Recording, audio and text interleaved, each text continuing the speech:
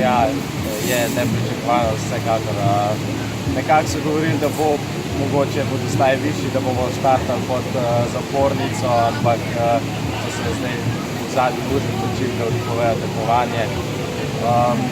Ja, sem presenečen, da bi uspeli že v petek pripeljati tako vožnjo.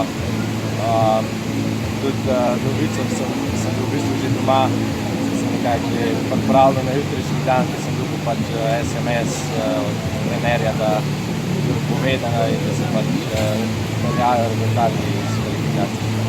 Da ste danes poslušali tudi Zdravljico, ste tudi na najvišjem stopničku.